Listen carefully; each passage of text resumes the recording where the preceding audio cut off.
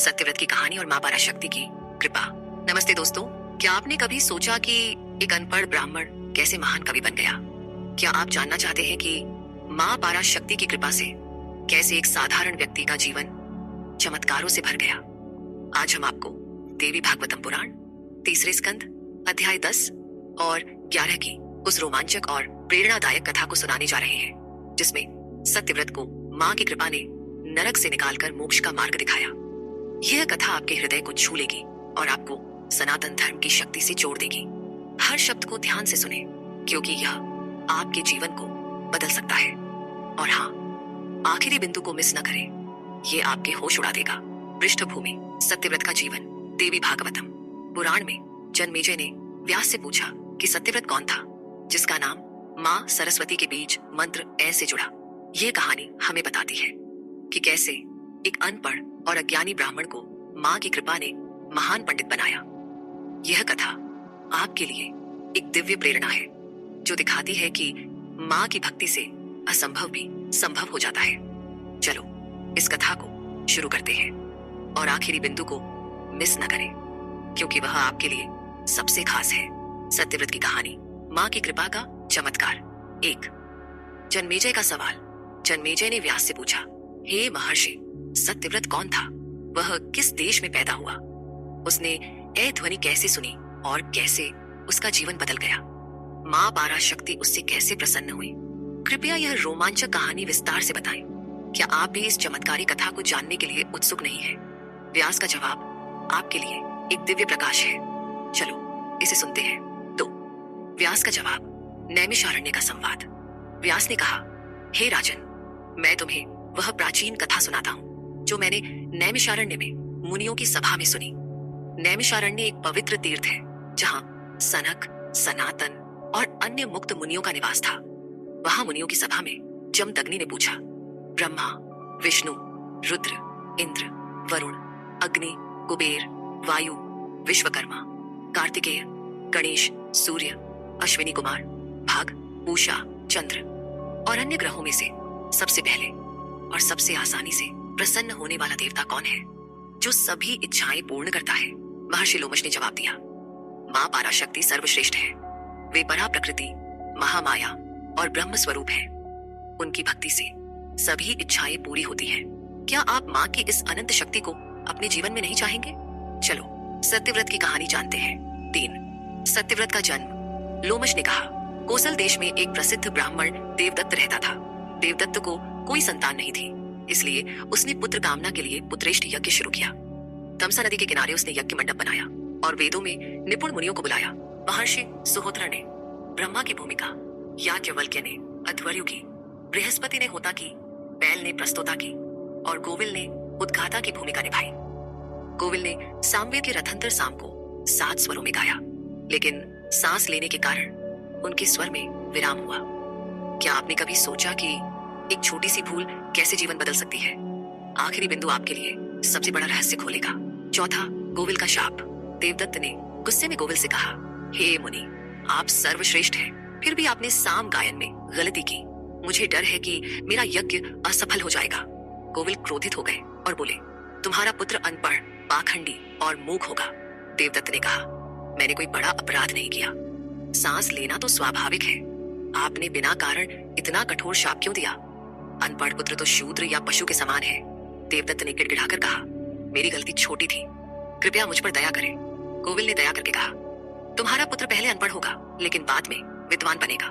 क्या यह सुनकर आप माँ की कृपा की शक्ति पर विश्वास नहीं करते? चलो कहानी को आगे बढ़ाते हैं। 5। उदत्ते का जन्म और अनपढ़ता। देवदत्त ने यज्ञ पूरा किया और ब्राह्मणों को दक्षिणा दी। समय आने पर उसकी पत्नी रोहिणी गर्भवती हुई। देवदत्त ने गर्भाधान, पुंसवन और सीमंतोन्नयन जैसे संस्कार किए। शुभ लग्न में रोहिणी नक्षत्र में रोहिणी ने एक पुत्र को जन्म दिया, जिसका नाम उतथ्य रखा गया। 8 साल की उम्र में उतथ्य का उपनयन संस्कार हुआ और उसे वेद पढ़ने के लिए ब्रह्मचर्य व्रत दिया गया। लेकिन उतथ्य एक भी शब्द नहीं बोल पाया। वह मूर्ख की तरह बैठा रहता। उसे पढ़ाने की सारी कोशिशें नाकाम रही। 12 साल बाद भी वह संध्या वंदन नहीं सीख पाया। क्या आप कल्पना कर सकते हैं कि एक ब्राह्मण का पुत्र इतना अनपढ़ कैसे हो सकता है? रुकिए, कहानी अभी और रोमांचक होगी। 6। उदत्य का वैराग्य। उतथ्य की अनपढ़ता की खबर फैल गई। लोग उसका और उसके माता पिता का मजाक उड़ाने लगे। पिता और माँ ने उसे डांटा। अंधा या लंगड़ा पुत्र भी अनपढ़ से बेहतर है।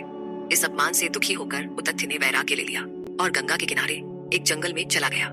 वहां उसने एक सुंदर कुटिया बनाई और जड़ों फलों पर जीवन यापन करने लगा। उसने 2 व्रत लिए, मैं कभी झूठ नहीं बोलूंगा और ब्रह्मचर्य का पालन। लोगों ने उसका नाम सत्यतपा रख दिया क्योंकि वह हमेशा सत्य बोलता था। क्या यह वैराग्य आपके मन को प्रेरित नहीं कर रहा? चलो अब माँ की कृपा की कहानी सुनते हैं। 7 सत्यव्रत और शिकारी 14 साल तक सत्यतपा गंगा किनारे रहा, लेकिन उसे न पूजा, न जप, न मंत्र की जानकारी थी। वह रोज सुबह गंगा में बिना मंत्र स्नान करता और फल खाकर दिन बिताता। वह सोचता, मैं अनपढ़ हूं, यह मेरे पिछले कर्मों का फल है। मैंने न किताबें लिखी, न संतों की सेवा की, इसलिए यह हाल है। वह सोचता, काल सबसे बलवान है, ब्रह्मा, विष्णु, रुद्र भी इसके अधीन है। मेरी शक्ति का क्या? एक दिन एक शिकारी जो यम जैसा भयानक था, एक सुअर का पीछा करते हुए जंगल में आया। उसने तीर से सुअर को घायल कर दिया। खून से लथपथ और डरा हुआ सुअर सत्यतपा की कुटिया में भागा। क्या आप इस डरावने क्षण को महसूस कर सकते हैं? आखिरी बिंदु आपके लिए सबसे बड़ा चमत्कार लाएगा। 8वीं माँ सरस्वती की कृपा। सत्यतपा ने घायल सुअर को देखकर दया की। उसने सहज रूप से ए कहा, जो माँ सरस्वती का बीज मंत्र ए का शब्द उच्चारण था। वह नहीं जानता था कि यह मंत्र है, लेकिन माँ सरस्वती उस ध्वनि से प्रसन्न हो गई। शिकारी ने सत्यतपा से पूछा, हे सत्यव्रत, तुम सत्य बोलते हो, बताओ वह सुअर कहाँ गया? मेरे परिवार को भूखा है, यह मेरा जीविका का साधन है। सत्यतपा धर्म संकट में पड़ गया। वह सोचने लगा, अगर मैं सत्य बोलूंगा तो सुअर मर जाएगा, बोलूं तो मेरा व्रत टूटेगा। उसने सोचा, सत्य वही है जो सभी का कल्याण करे, जो जीवों को नुकसान पहुंचाए, वह सत्य नहीं। क्या आप इस धर्म संकट को महसूस कर रहे हैं? चलो देखते हैं सत्यव्रत ने क्या किया। 9 सत्यव्रत का काव्यात्मक जवाब। माँ सरस्वती की कृपा से सत्यतपा को दिव्य ज्ञान प्राप्त हुआ। वह एक क्षण में वेदों का जानकार और कवि बन गया, जैसे वाल्मीकि। उसने शिकारी से कहा, जो देखता है वह बोलता नहीं, जो बोलता है वह देखता नहीं। हे शिकारी, तुम अपने स्वार्थ में बार बार क्यों पूछ रहे हो? यह सुनकर शिकारी निराश होकर लौट गया और सुअर की गांठ बच गई। सत्यतपा अब सत्यव्रत के नाम से प्रसिद्ध हुआ। उसने सत्यव्रत मंत्र का जप शुरू किया और दुनिया में कोई उसे टक्कर नहीं दे सका। उसके पिता देवदत्त, जिन्होंने उसे त्याग दिया था, ने उसे सम्मान के साथ वापस बुलाया। क्या यह चमत्कार आपके मन को झकझोर नहीं रहा? माँ की कृपा अनंत है, 10 माँ की महिमा। लोमश ने कहा, इसलिए हे राजन, माँ पराशक्ति की हमेशा भक्ति करो। माँ कामदा है, जो भक्तों की सभी इच्छाएं पूरी करती है। उनका नाम लेने मात्र से असंभव कार्य संभव हो जाते हैं। जो लोग रोगी, दुखी, गरीब, पाखंडी या लालची हैं, वे माँ की पूजा नहीं करते। जो धनवान, स्वस्थ, विद्वान और सुखी हैं, उन्होंने माँ की भक्ति की। इसलिए वैदिक रीति से माँ की पूजा और यज्ञ करो। क्या आप माँ की इस दिव्य शक्ति को अपने जीवन में नहीं चाहेंगे? चलो व्यावहारिक उपाय जानते हैं। 11वां व्यावहारिक उपाय, माँ की भक्ति। दोस्तों, सत्यव्रत की यह कहानी हमें सिखाती है कि माँ की भक्ति से कोई भी असंभव कार्य संभव हो सकता है। आइए कुछ सरल उपाय जानते हैं। माँ का नाम जप। रोज ऐ या ह्रीम मंत्र का 108 बार जप करें। उदाहरण, सुबह 5 मिनट माँ सरस्वती की मूर्ति के सामने जप करें। सत्य का पालन, हमेशा सत्य बोले, जैसे सत्यव्रत ने किया। उदाहरण, छोटी छोटी बातों में भी झूठ से बचें। दया और वैराग्य, दूसरों पर दया करें और सांसारिक मोह छोड़ें। उदाहरण, जरूरतमंदों को भोजन दान करें। वेद और शास्त्र अध्ययन, रोज गीता या पुराण पढ़ें। उदाहरण, 10 मिनट शास्त्रों का अध्ययन करें। इन उपायों को अपनाकर आप माँ की कृपा से सर्वोच्च स्थान प्राप्त कर सकते हैं। लेकिन रुकिए, आखिरी बिंदु अभी बाकी है। 12वीं निष्कर्ष और रहस्यमयी अंतिम बिंदु। दोस्तों, सत्यव्रत की यह कथा हमें सिखाती है कि माँ पराशक्ति की भक्ति से कोई भी बाधा दूर हो सकती है। क्या आपने कभी सोचा कि एक साधारण ए की ध्वनि कैसे किसी को महान कवि बना सकती है? यह कथा आपके लिए एक अनमोल खजाना है जो आपकी आत्मा को मोक्ष के करीब ले जा सकता है। लेकिन रुकिए, अब वह आखिरी बिंदु आता है जिसका मैंने शुरू में जिक्र किया था। यह बिंदु आपके जीवन को और भी खास बना देगा। आपने इस वीडियो को अंत तक देखा और इसके लिए आप बधाई के पात्र हैं। तो सुनिए, यह बिंदु आपके लिए एक सुनहरा अवसर है। अगर आप माँ पराशक्ति की भक्ति को अपने जीवन में उतारना चाहते हैं, अगर आप चाहते हैं कि माँ की दिव्य कृपा आपके जीवन में बरसे, आपकी हर समस्या का समाधान हो और आप मृत्यु के बाद सर्वोच्च स्थान प्राप्त करें, तो अभी हमारे YouTube चैनल विक्रम आदित्य को सब्सक्राइब करें। और हाँ, हमारे WhatsApp नंबर 7980210280 पर मैसेज करें। क्यों?